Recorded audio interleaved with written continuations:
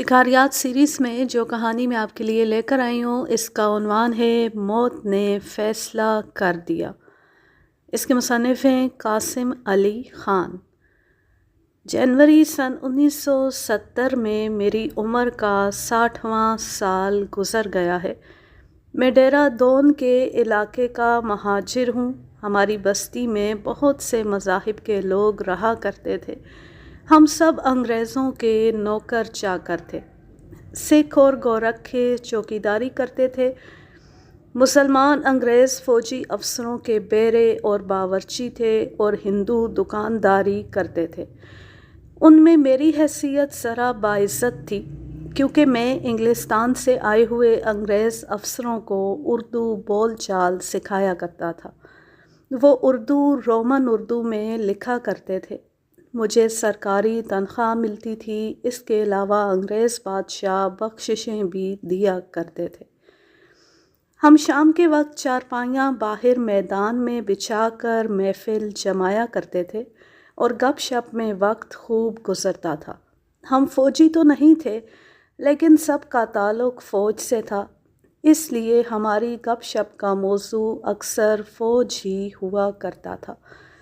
دوسرے چوتھے روز ہم اس بحث میں الجھ جاتے تھے کہ کون سی قوم سب سے بہادر ہے۔ پہلی جنگ عظیم کے زمانے کا ایک بوڑھا صوبیدار رام منوہر انگریزوں اور جرمنوں کی بہادری کا قائل تھا۔ اس نے کسی یورپی محاذ پر دونوں قوموں کو لڑتے دیکھا تھا۔ ہمارے سکھ دوست اچھل پڑتے تھے اور کہتے تھے کہ سکھوں نے انگریزوں اور پٹھانوں کو جس طرح شکست پہ شکست دی ہے، کوئی قوم اس کی مثال پیش نہیں کر سکتی۔ سکھ اپنے مخصوص انداز سے یوں باتیں کیا کرتے تھے جیسے ابھی اٹھ کر ہم پر حملہ کر دیں گے، اور اگر کوئی کہہ دے کہ نہیں، سکھوں کے مقابلے میں ڈوگرے یا گورکھے زیادہ بہادر ہیں، تو گھردارا سنگھ چوکیدار آستینیں چڑھا کر اٹھ کھڑا ہوتا اور للکارنے لگتا تھا کہ جسے سکھوں کی بہادری پر شک ہے ابھی میدان میں آ جائے۔ ہم 3-4 مسلمان ترکوں اور شمال مغربی سرحدی صوبے کے قبائلی پٹھانوں کی بے خوفی اور شجاعت کی مثالیں پیش کیا کرتے تھے، جنہیں سن کر سکھ تڑپ اٹھتے تھے اور کہا کرتے تھے کہ سکھوں کے مقابلے میں پٹھان کوئی حیثیت ہی نہیں رکھتے۔ جب سکھ چپ ہوتے تھے تو گورکھے اور ڈوگرے اپنی اپنی قوم کی بہادری کی داستانیں سنانے لگتے تھے۔ ہماری محفل میں جب بھی یہ موضوع زیر بحث آتا تھا، محفل بے حد گرم ہو جاتی تھی۔ اس کے باوجود ہم میں سے کسی نے بھی دوسرے پر طنز نہیں کیا تھا، نہ ہم کبھی آپس میں لڑے یا گالی گلوچ پر اترے تھے۔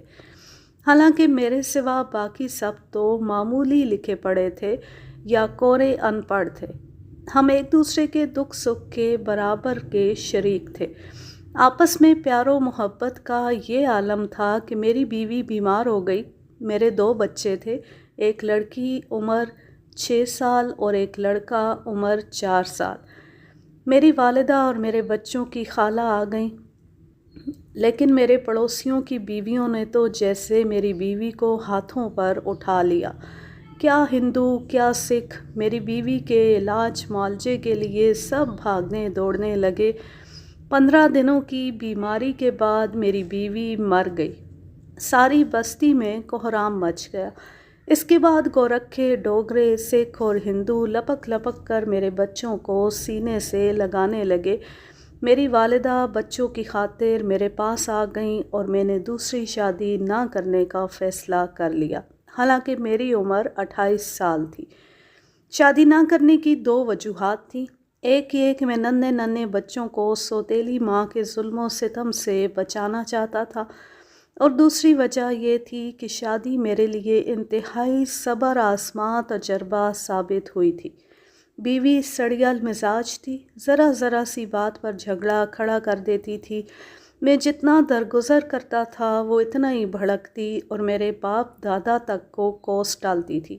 میں نے ہر ممکن کوشش کر ڈالی تھی کہ اس کی مرضی کے مطابق گھر کو چلاؤں۔ میں نے اپنا من بھی مار دیا تھا، لیکن وہ لڑائی جھگڑے اور رونے کا کوئی نہ کوئی بہانہ ڈھونڈ ہی نکالتی تھی۔ بچے بھی سہمے سہمے رہنے لگے تھے اور وہ بھی سڑیل مزاج ہو گئے تھے۔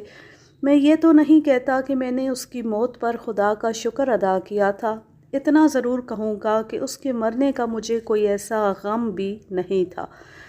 جب لوگوں نے مجھے دوسری شادی کے مشورے دیے تو میں نے کان پکڑ کر کہا کہ اللہ مجھے اس فتنے سے بچائے، میں اب اکیلا ہی اچھا۔ میری والدہ بچوں کی خاطر میرے پاس آ گئی، انہوں نے بچوں کو سینے سے لگا لیا، میں نے بھی تمام تر توجہ اور پیار بچوں کے لیے وقف کر دیا۔ ان کے چہروں پر رونق آ گئی اور وہ اپنی ماں کو چند دنوں میں بھول گئے۔ میرا ایک بہت ہی مشکل مسئلہ حل ہو گیا، ورنہ ماں کے بغیر اتنے چھوٹے چھوٹے بچے پالنا آسان نہیں ہوتا۔ بچے خوش و خرم رہنے لگے تو میں بھی ہنسنے کھیلنے لگا۔ بعض اوقات ایسے محسوس ہوتا جیسے لڑک پن واپس آ گیا ہو۔ ہماری محفلیں پھر جمنے لگیں اور تیسرے چوتھے روز پھر وہی گرما گرم بحثیں شروع ہو گئی کہ کون سی قوم سب سے زیادہ بہادر ہے۔ انہی دنوں اخباروں میں خبر آئی کہ مہاتما گاندھی نے ہندوستان کو آزادی دلانے کی خاطر مرن برت رکھا ہے۔ گاندھی کو ساری قومیں اپنا لیڈر مانتی تھیں۔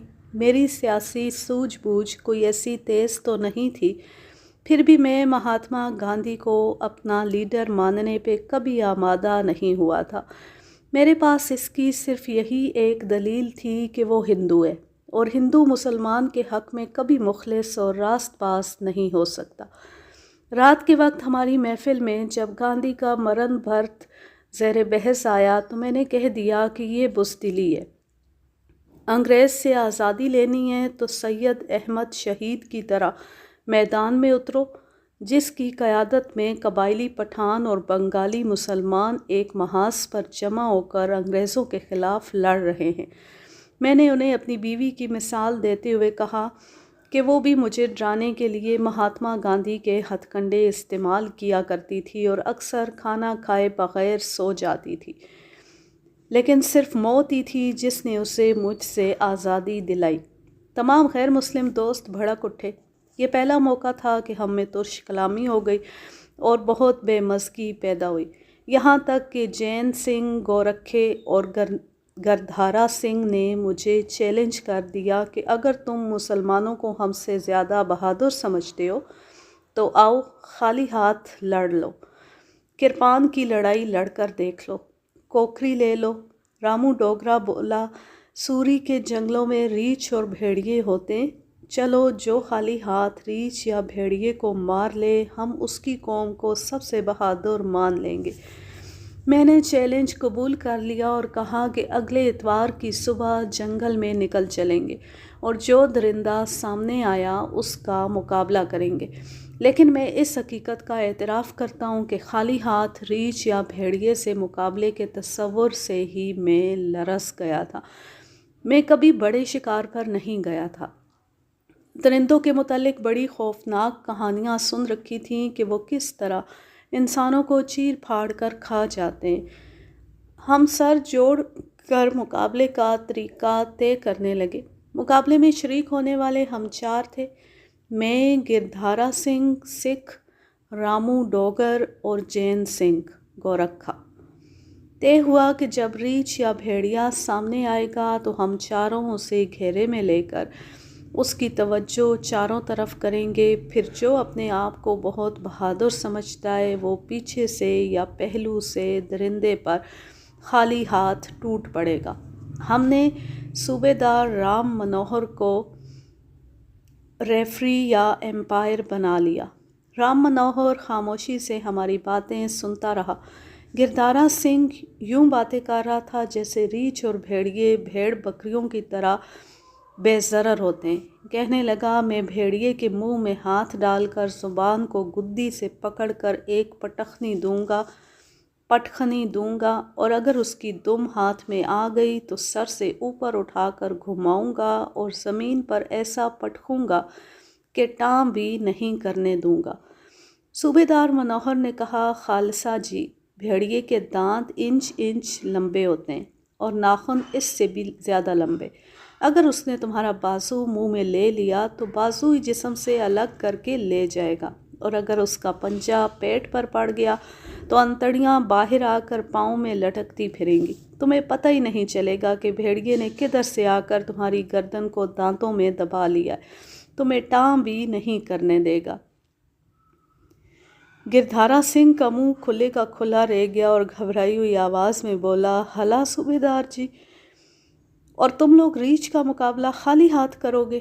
رام منوہر نے کہا، ریچھ پہلے تو آدمی کو پیٹھ کے بل گراتا ہے، پھر اس کے پہلوؤں میں پنجے گاڑ کر اس کی شیرک کو دانتوں میں دبا کر جسم کا سارا خون پی جاتا ہے۔ آدمی تڑپ تڑپ کر مرتا ہے۔ خون پی کر ریچھ اپنی مادہ اور اپنے بچوں کو بلا لاتا ہے اور پھر وہ سب مزے سے انسان کا گوشت کھاتے ہیں۔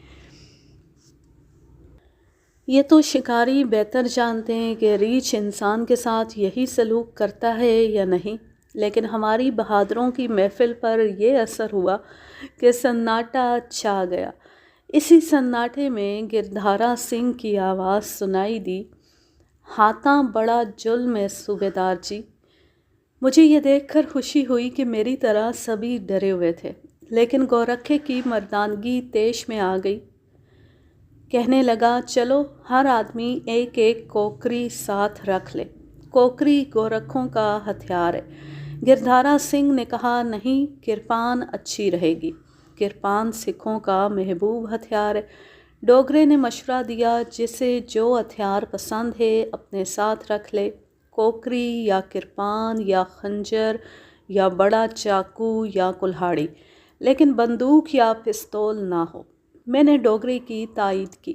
رام منوہر نے پھر بھی ہمیں بہت ڈرایا، لیکن ہم ایک دوسرے کی دیکھا دیکھی دل پر ہاتھ رکھ کر دلیر ہو گئے۔ رام منوہر کئی بار انگریز افسروں کے ساتھ شکار کے لیے گیا تھا۔ اس نے کہا، تم میں سے ایک دو کو ضرور مرنا ہے۔ میں اپنی 2 نالی بندوق ساتھ رکھوں گا۔ اگر تم میں سے کوئی درندے کی لپیٹ میں آ گیا تو میں اسے بچانے کے لیے گولی چلا دوں گا، مگر یہ بھی سن لو کہ میری گولی سے درندہ بھی مر سکتا ہے اور اس کی لپیٹ میں آیا ہوا آدمی بھی۔ ضروری نہیں کہ ایسا ہی ہو۔ میں کوشش کروں گا کہ درندے کو ہی زد میں لے سکوں۔ طے پایا کہ آئندہ اتوار صبح 4 بجے روانگی ہوگی۔ صوبیدار رام منوہر کو معلوم تھا کہ ریچھ اور بھیڑیے کون سے جنگل میں ہوتے ہیں۔ ان کی تعداد کوئی ایسی زیادہ نہیں تھی۔ رام منوہر نے بتایا کہ کبھی کبھار کوئی درندہ نظر آ جاتا ہے۔ اسے درندوں کی کچاروں کا علم تھا۔ کہتا تھا کہ اگر تم لوگ مرنے پر ہی تلے ہوئے ہو تو میں تمہیں ریچھ نکال دوں گا۔ میں نے ایک کلہاڑی لے لی اور اتوار تک اسے تیز کرتا رہا، مگر اس کی دھار کو انگلیوں سے محسوس کرتا تو میرے رونگٹے کھڑے ہو جاتے، کیونکہ کلہاڑی کی دھار سے میرے تصور میں درندوں کے پنجے اور دانت آ جاتے تھے۔ والدہ نے 2-3 بار کلہاڑی کو رگڑنے کی وجہ پوچھی تو میں نے ہر بار یہ کہہ کر ٹال دیا کہ صبح سویرے سیر کے لیے جایا کروں گا اور مسواک کاٹ کر لایا کروں گا۔ ہفتے کی شام آئی، ہم نے محفل جمائی۔ ہم بڑھ چڑھ کر باتیں کر رہے تھے، لیکن میں نے نمایاں طور پر محسوس کیا کہ محفل میں ہر شام والی شگفتگی نہیں ہے اور ہر ایک کی باتوں میں ہکھلاہٹ بھی ہے۔ میری اپنی زبان میرے دل کا ساتھ نہیں دے رہی تھی۔ صوبیدار رام منوہر نے ہمیں آخری بار خبردار کیا کہ کوئی اور مقابلہ کر لو، درندوں کے سامنے نہ آؤ۔ جین سنگھ گورکھے نے اینٹ کر کہا، جا رے، تم دیکھنا ہم اسے کیسے پھاڑے گا، اور رام منوہر چپ ہو گیا۔ میں اس کی سنجیدگی اور متانت کو محسوس کر رہا تھا اور سوچ رہا تھا کہ یہ شام ہم میں سے کس کی زندگی کی آخری شام ہے۔ محفل برخاست ہوئی۔ مجھے دیر تک نیند نہ آئی۔ نیند آئی تو خواب میں گیدڑ اور بھیڑیے نظر آئے۔ آنکھ کھل گئی، دل میں گھبراہٹ تھی۔ میں نے اٹھ کر سوئی ہوئی والدہ اور بچوں کو دیکھا۔ خدا کے بعد میں ہی ان کا رکھوالا تھا۔ سوئے ہوئے معصوم سے بچوں نے مجھے بزدل بنا دیا۔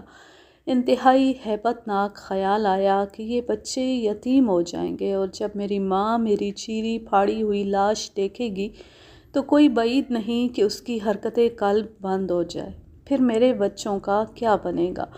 دل میں ایسا ارادہ بھی آیا کہ کہیں بھاگ جاؤں اور 2 روز بعد آ کر سب سے کہہ دوں کہ رات اسٹیشن کمانڈر نے اچانک بلا کر سہارنپور بھیج دیا تھا۔ مجھے معلوم تھا کہ میرے ساتھیوں میں سے کسی کی بھی حیثیت ایسی نہیں کہ وہ کرنل ولسن سے جا کر تصدیق کرے کہ آیا اس نے واقعی مجھے سہارنپور بھیج دیا تھا۔ بھاگنے کے تصور سے جانے میری کون سی رگ پھڑک اٹھی کہ میں یکلخت دلیر ہو گیا۔ مجھے یاد آ گیا کہ یہ میری ذاتی بہادری کا نہیں، پوری مسلمان قوم کے وقار کا سوال ہے۔ اگر میں بھاگ گیا تو سکھ، گورکھے، ڈوگرے اور دوسرے ہندو کہیں گے کہ مسلمان بزدل ہوتے ہیں۔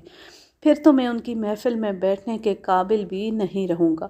میں اس زمانے میں کوئی ایسا پکا مسلمان نہیں ہوا کرتا تھا، لیکن اس رات جب میں مقابلے سے فرار کی راہیں ڈھونڈ رہا تھا، مجھ پر یہ انکشاف ہوا کہ مسلمان اپنے آپ کو کتنا ہی بزدل کیوں نہ سمجھے، وہ فطرتاً بزدل نہیں ہوتا، اور جب سوال قومی وقار کا سامنے آ جائے تو مسلمان کے اندر سے کوئی ایسی قوت بیدار ہو کر اسے دلیر اور بہادر بنا دیتی ہے جو عام حالات میں ڈھکی چھپی رہتی ہے۔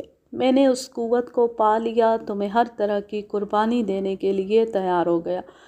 اس کفرستان میں چھوٹی سی ایک مسجد ہوا کرتی تھی۔ مسجد سے صبح کی اذان کی صدا بلند ہوئی۔ جیسا کہ میں کہہ چکا ہوں کہ میں کوئی ایسا پکا مسلمان نہیں ہوا کرتا تھا، کبھی اتنے سویرے نہیں جاگا تھا کہ صبح کی اذان سن سکوں۔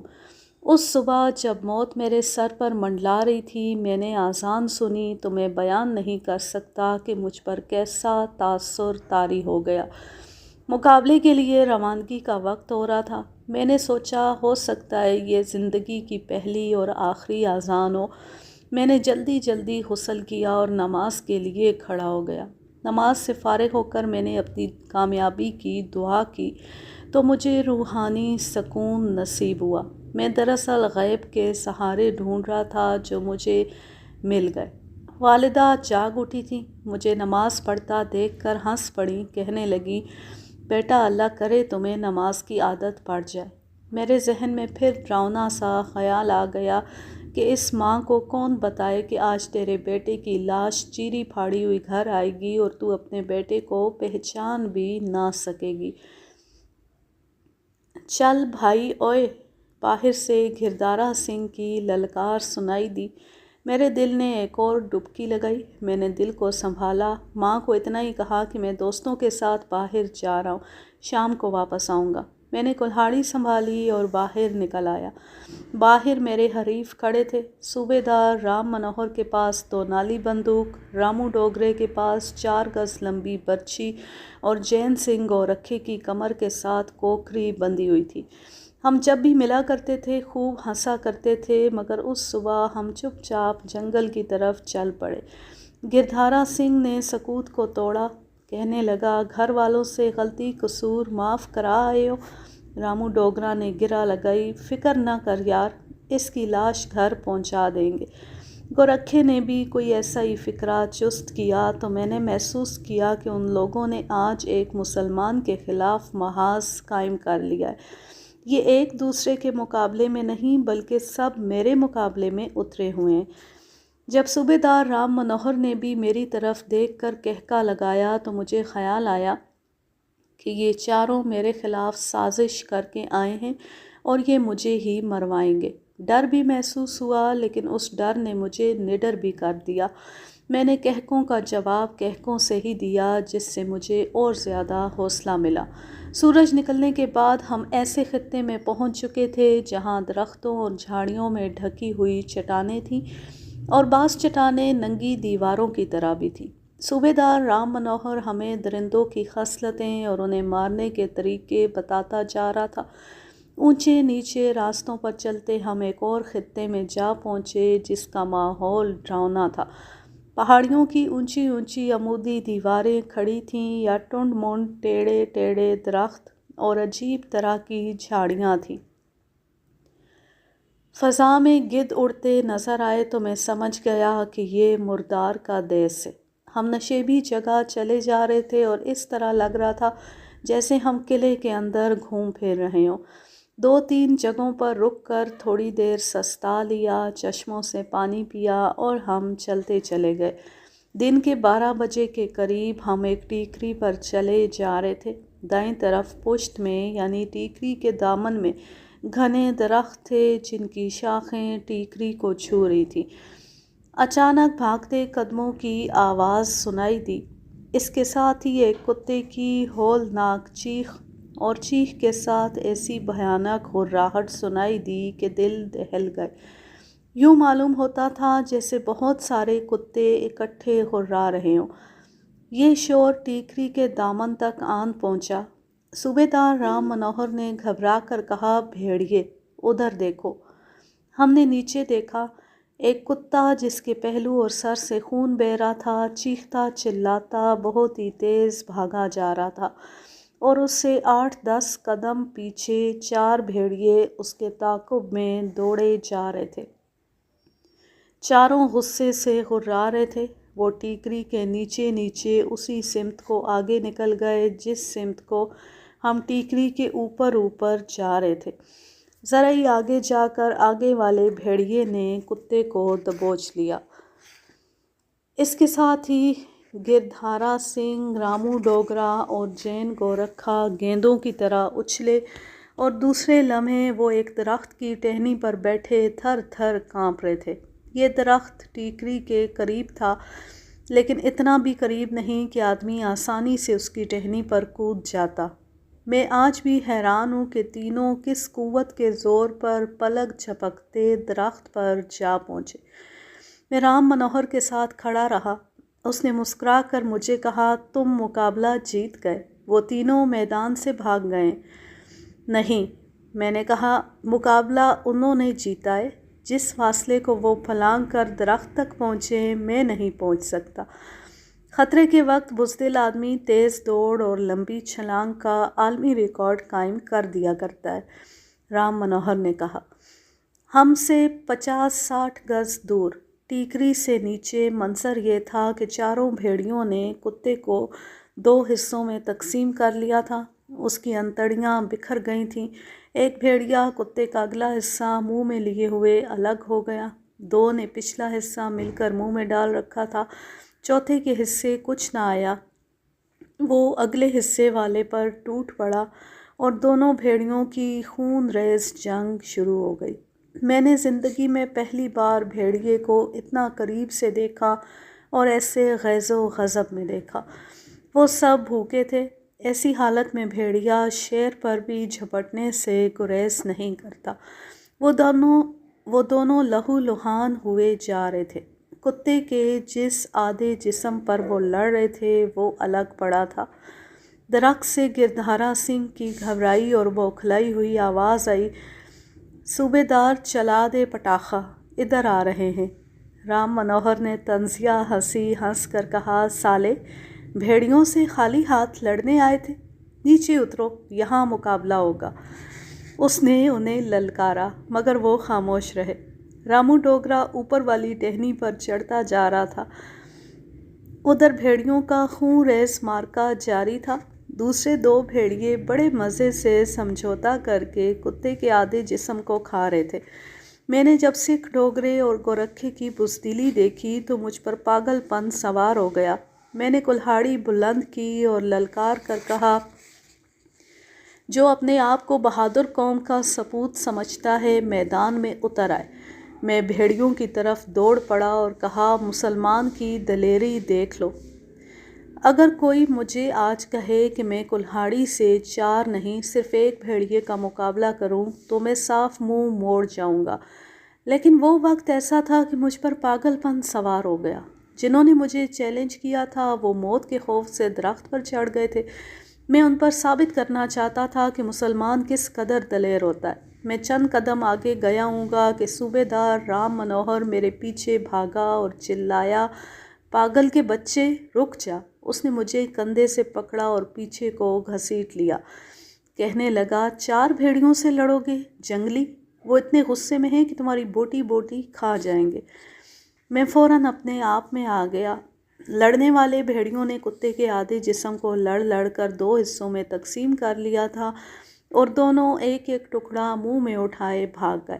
باقی 2 بھی اپنے حصے کا گوشت اٹھا کر چلے گئے اور نسلوں سے اوجھل ہو گئے۔ میں نے صوبے دار سے پوچھا کہ اس نے گولی کیوں نہیں چلائی، تو اس نے کہا بھیڑیے کو مارنے سے کیا حاصل ہوتا۔ اس نے میرے حریفوں کو درخت سے اترنے کے لیے کہا تو رامو ڈوگرا بولا بھیڑیے گئے؟ گردارا سنگھ بولا اچھی طرح دیکھ لو صوبے دار جی۔ گورکھا خاموشی سے درخت سے اتر آیا۔ رام منوہر نے فیصلہ دیا کہ مسلمان بہادر ہوتے ہیں۔ تینوں اپنی صفائی میں اکٹھے بولنے لگے۔ ان کا کہنا یہ تھا کہ بھیڑیا ایک ہوتا اور سامنے سے آتا تو وہ مقابلہ کرتے۔ انہوں نے رام منوہر کے فیصلے کو تسلیم نہ کیا۔ ہم وہیں سے واپس آ گئے۔ راستے میں تینوں اسی ضد پر اڑے رہے کہ آئندہ اتوار پھر مقابلہ ہوگا، مگر رام منوہر نے ہمارے ساتھ آنے سے انکار کر دیا۔ ہم سارے بدھو خیر سے گھر کو آ گئے۔ میں بے حد خوش تھا کہ میں زندہ واپس آ گیا ہوں، اور اس لیے بھی کہ میں بھاگا نہیں تھا۔ حالانکہ حقیقت یہ تھی کہ مجھے بھاگنے کی مہلت ہی نہیں ملی تھی۔ اس کے باوجود مقابلے کا کوئی فیصلہ نہیں ہوا تھا۔ میرے تینوں دوستوں نے خفت مٹانے کی خاطر میرے خلاف محاذ قائم کر لیا۔ پہلے وہ آپس میں اس مسئلے پر الجھا کرتے تھے کہ کون سی قوم بہادر ہے، مگر اب تینوں نے مل کر یہ کہنا شروع کر دیا تھا کہ مسلمان بہادر نہیں ہوتے۔ خدا یقیناً میرے ساتھ تھا، جس کی ذات باری نے تیسرے ہی روز ایک انتہائی پرخطر موقع فراہم کر کے فیصلہ کر دیا کہ بہادر کون ہے۔ تیسرے دن شام کے 4 بج رہے تھے۔ ہم اپنے اپنے گھروں میں تھے کہ باہر 3-4 عورتوں کی چیخیں سنائی دیں اور مردوں کا واویلا بھی۔ دروازے بند کر لو، بچوں کو اٹھا لو، بھاگو، کوئی باہر نہ نکلے، ادھر آ رہے ہیں، بھاگو، بچوں کو سنبھالو۔ میں نے کلہاڑی اٹھائی اور باہر نکل گیا۔ چند ایک عورتیں خوفزدگی کے عالم میں تیز بھاگتی آ رہی تھیں۔ 3-4 نے 1-2 بچوں کو اٹھا رکھا تھا۔ میں نے ان سے پوچھا کہ کیا قیامت آ گئی ہے، مگر وہ بھاگتی دوڑتی قریب سے گزر کر اپنے اپنے گھروں میں غائب ہو گئی۔ بستی کے دوسرے سرے سے بھی شور اٹھ رہا تھا اور لوگ بھاگ دوڑ رہے تھے۔ میں اس طرف دوڑ پڑا۔ کئی گھروں سے مرد نکل آئے، سب کسی نہ کسی ہتھیار سے مسلح تھے۔ میں نے ان میں گردارا سنگھ کو بھی دیکھا، رامو ڈوگرے کو اور جین سنگھ گورکھے کو بھی۔ وہ بھی کرپان اور کوکریوں سے مسلح تھے۔ میں دوڑ کر ان تک پہنچا۔ انہوں نے بتایا کہ 2 مست بھینسیں لڑتے آ رہے ہیں۔ 2 آدمی اور 1 عورت کچلی جا چکی ہے۔ بھینسوں کی لڑائی کتنی خطرناک ہوتی ہے وہی سمجھ سکتے ہیں جنہوں نے 2 بدمست بھینسوں کو رکابت میں لڑتے دیکھا ہو۔ یوں سمجھیے کہ 2 چٹانیں پیچھے ہٹ ہٹ کر ایک دوسرے سے ٹکراتی اور تیزی سے بڑھتی چلی آتی ہیں۔ بھینسیں ایک جگہ رک کر نہیں لڑتے، بعض اوقات وہ 2-3 میل تک لڑتے چلے جاتے ہیں۔ بعض اوقات وہ سینگوں کو آپس میں الجھا کر ایک دوسرے کو دھکیلتے ہیں۔ اگر ایک بھینسا دوسرے کو دھکیلنے لگے تو دوسرا اس قدر زور سے پیچھے ہٹتا ہے کہ پیچھے دیوار ہو تو اس کے وزن سے گر پڑتی ہے، اور اگر کوئی انسان زد میں آ جائے تو اس کا کچومر نکل جاتا ہے۔ لڑتے بھینسوں کو چھڑانا خودکشی کے برابر ہوتا ہے۔ ہمیں معلوم ہوا کہ ایک بھینسا جنگلی ہے۔ ہمارے علاقے میں جنگلی بھینسا عجیب سی بات تھی، لیکن جنگل کے سارے بھید تو ماہر شکاری اور جنگل کے کھوجی بھی نہیں جان سکتے۔ ہو سکتا ہے یہ بھینسا کسی اور جنگل سے یہاں آ گیا ہو۔ جنگلی بھینسا شیر سے بھی زیادہ خطرناک ہوتا ہے۔ انسان بھاگ کر درخت پر چڑھ جائے تو درخت کے تنے کو ٹکریں مارنے لگتا ہے، پھر تنے کے ساتھ لگ کر بیٹھ جاتا ہے۔ آج تو بھینسے جنگل سے لڑتے لڑتے ہماری بستی میں آن پہنچے تھے۔ ہماری بستی کی بھینسیں چرتی چگتی جنگل میں نکل گئی تھیں۔ ایک پالتو بھینسا بھی ساتھ تھا۔ ادھر سے جنگلی بھینسا آ نکلا اور ایک بھینس کو سونگھنے لگا۔ پالتو بھینسا غیرت کے جوش میں جنگلی بھینسے پر ٹوٹ پڑا۔ وہ کم بخت جنگلی تھا اور شہری آداب سے ناواقف، بڑا ہی قوی ہیکل بھینسا تھا۔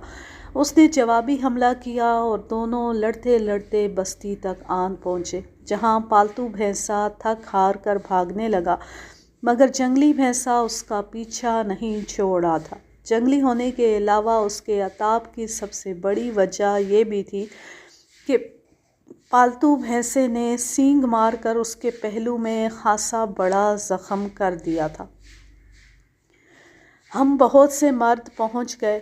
بھینسے ایک تنگ گلی میں پہنچ چکے تھے۔ پالتو بھینسا جو ہماری بستی کے گوجروں کا تھا ہار رہا تھا اور جنگلی بھینسے کی ٹکروں سے دیواروں سے ٹکرا رہا تھا۔ ہمیں معلوم تھا کہ جنگلی بھینسا اسے بھگا کر انسانوں پر ٹوٹ پڑے گا۔ ہم نے اسے گھیر کر برچھیوں، کرپانوں، کوکریوں اور کلہاڑیوں سے مارنا چاہا۔ جب ہم نے گھیرا تنگ کیا تو بھینسے نے گوجروں کے بھینسے کو چھوڑ کر ایک سمت حملہ کر دیا۔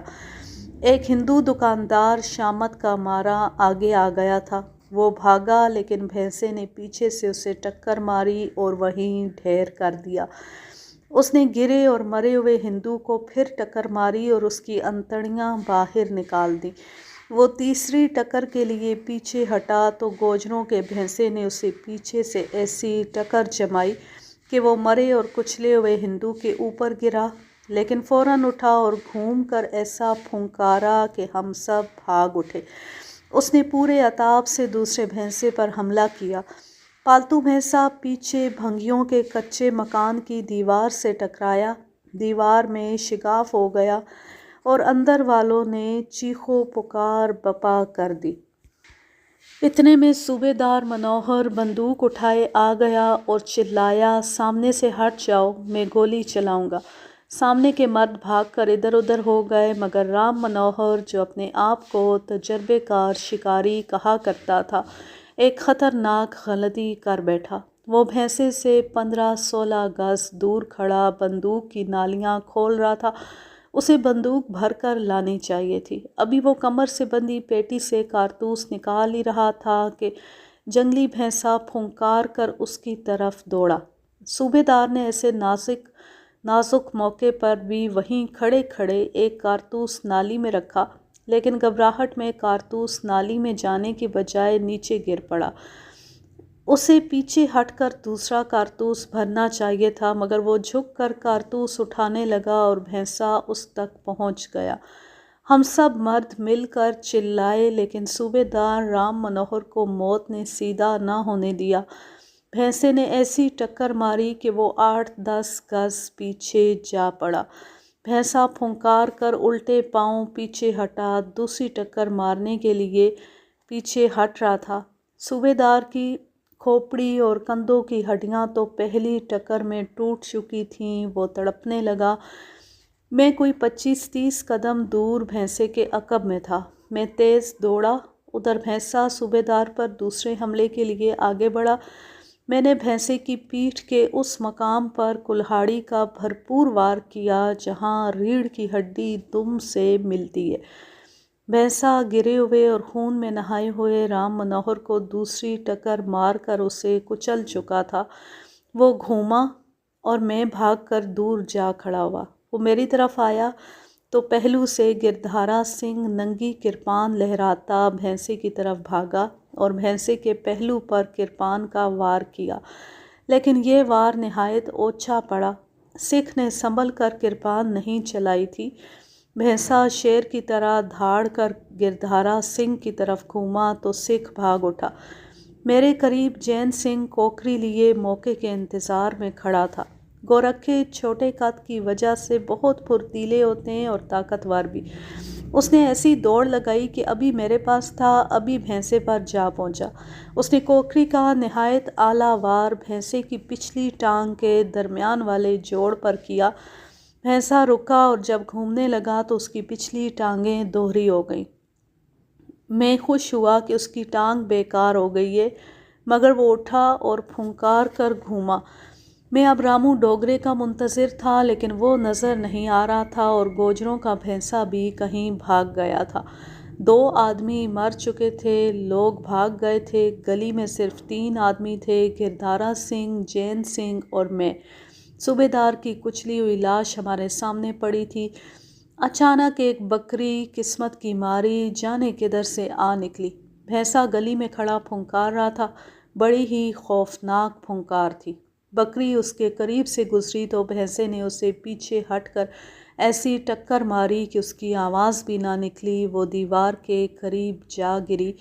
भैंसे ने दूसरी टक्कर से उसे दीवार के साथ पीस कर रख दिया। बकरी से फारिग होकर उसने गिरधारा सिंह और जैन सिंह की तरफ मुंह कर लिया। जब फुंकार कर उनकी तरफ बढ़ने लगा तो दोनों भाग उठे और गली से गायब हो गए। भैंसे ने रुक कर ऐसे ज़ोर से अगले खुर ज़मीन से रगड़े कि मिट्टी उड़कर मुझ तक पहुंची। ये हरकत ग़ैज़ो ग़ज़ब की इंतहा का मुज़ाहिरा होती है।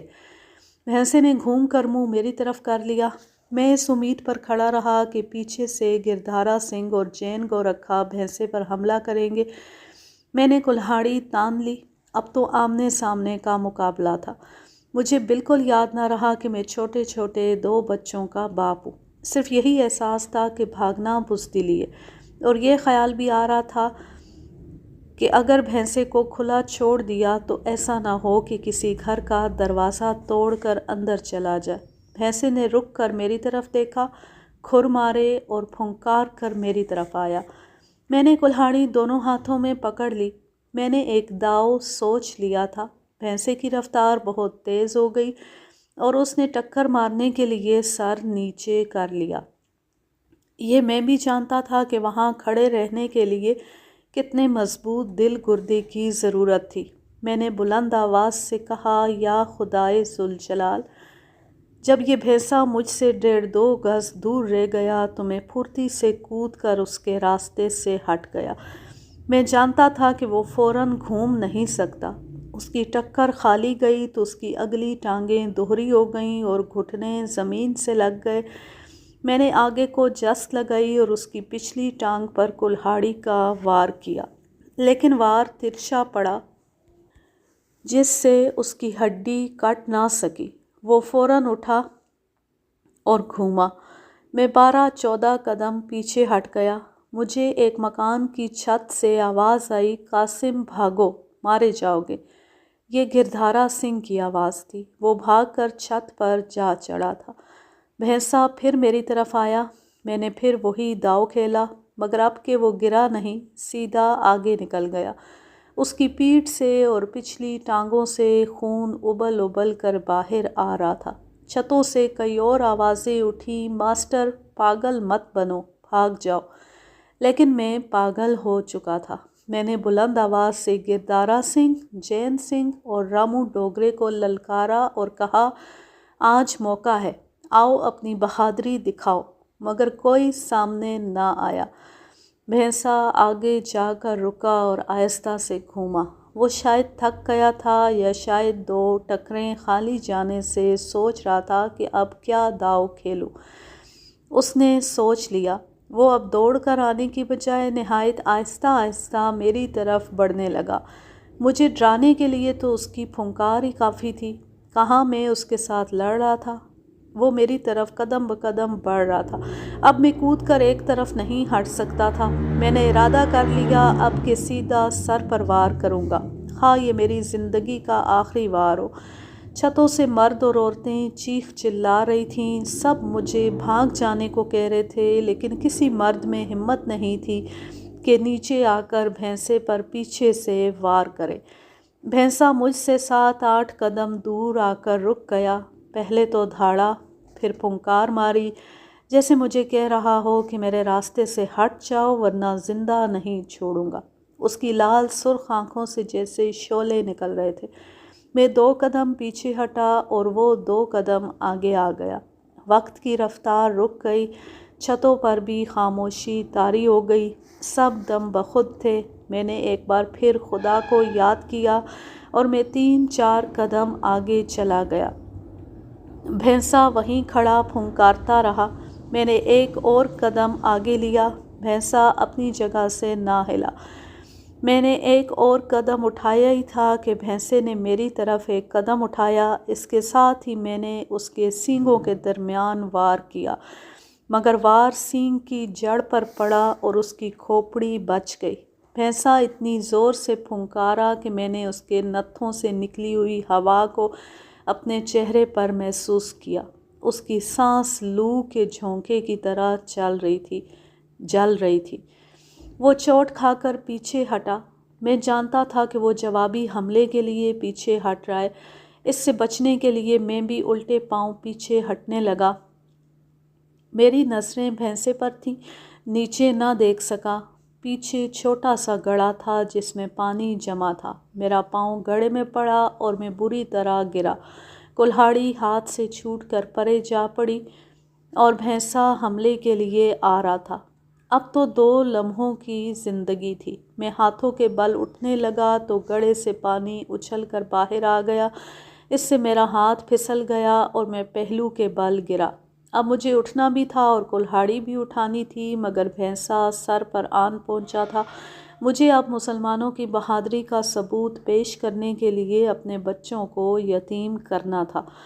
صرف 1 لمحے کا فاصلہ رہ گیا تھا اور موت بازی جیتنے والی تھی کہ قریب کے مکان کی چھت سے کوئی کودا اور بھینسے کی پیٹھ پر آ پڑا۔ اس کے ہاتھ میں کرپان تھی۔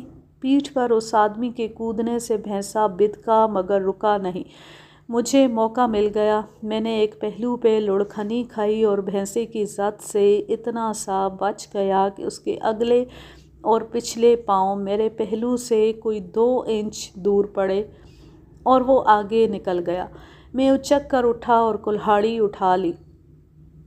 اس وقت میں نے دیکھا کہ جو آدمی چھت سے کود کر بھینسے کی پیٹھ پر سوار ہو گیا تھا وہ مسلمان بہشتی خانو کا بیٹا تھا جس کی عمر صرف 16 یا 17 سال تھی۔ اس کے ہاتھ میں کرپان تھی جو اس نے برچھی کی طرح بھینسے کے کندھوں کے درمیان اتار دی تھی۔ بھینسا رک کر زور زور سے اچھلا اور لڑکا نیچے آ پڑا، مگر کرپان بھینسے کے جسم میں پیوست رہی۔ لڑکا اٹھ رہا تھا اور بھینسا گھوم رہا تھا۔ لڑکے کا بھینسے کے پاؤں تلے کچلے جانا یقینی تھا، لیکن معجزہ یہ ہوا کہ لڑکا بھینسے کے نیچے آ گیا اور بھینسے کے پاؤں سے صاف بچ گیا۔ اتنے میں بھینسے کے پیچھے پہنچ چکا تھا۔ میں نے کلہاڑی کا ایک زوردار وار ریڑھ کی ہڈی پر کیا۔ وار تو ٹھیک پڑا، لیکن وہ بھینسا تھا جسے طاقت کی مثال کے طور پر پیش کیا جاتا ہے۔ وہ آگے کو بھاگا تو بہشتی کا بیٹا اس کے پیچھے دوڑ پڑا۔ وہ کودا اور پیچھے سے بھینسے کی پیٹھ پر سوار ہو گیا۔ بھینسا ایک جگہ رک کر اچھلنے لگا، لیکن لڑکے نے کمال یہ دکھایا کہ گرنے سے پہلے اس کے جسم سے کرپان نکال لی اور گر پڑا۔ میں نے ایک بار پھر گلا پھاڑ کر کہا، میدان میں اترو گردھارے، سامنے آ رامو جینے گورکھے۔ لیکن چھت سے یہی شور اٹھ رہا تھا، قاسم بھاگو، ماسٹر کیوں حرام موت مرتے ہو۔ میں نے بھاگ کر بھینسے کی پچھلی ٹانگ پر وار کیا۔ اب کے وار خوب پڑا، ٹانگ صاف کٹ گئی۔ بھینسا دائیں کو گرا لیکن فوراً اٹھ کھڑا ہوا۔ وہ جو ہی اٹھا بہشتی کے بیٹے نے کرپان اس کے پہلو میں اتار دی۔ میں قریب ہی تھا۔ بھینسا ادھر گھوما تو پچھلی کٹی ہوئی ٹانگ اس کا بوجھ نہ سہار سکی اور وہ گر پڑا۔ میں نے اس کی گردن پر نہایت اطمینان سے سنبھل کر ایسا بھرپور وار کیا کہ اس کی گردن کی ہڈی کٹ گئی۔ بہشتی کے لڑکے نے برچھی کی طرح کرپان کا ایک اور وار کیا اور کرپان دونوں کندھوں میں اتار دی۔ بھینسے کا سر گردن کی ہڈی ٹوٹ جانے سے زمین سے جا لگا اور اس کا جسم کانپنے لگا۔ میں نے اور بہشتی کے بیٹے نے کلہاڑی اور کرپان سے اس کے جسم کو چھلنی کر دیا اور اس کا سیاہ رنگ لال سرخ ہو گیا۔ جب دیکھا کہ بھینسا مر گیا ہے تو میرا سر چکرانے لگا۔ میں نے دیوار کا سہارا لیا اور میری ٹانگیں دوہری ہو گئیں۔ میں بے حال ہو چکا تھا۔ لڑکے نے مجھے سہارا دے کر اٹھایا۔ وہ بیچارہ خود بھی بری طرح ہانپ رہا تھا۔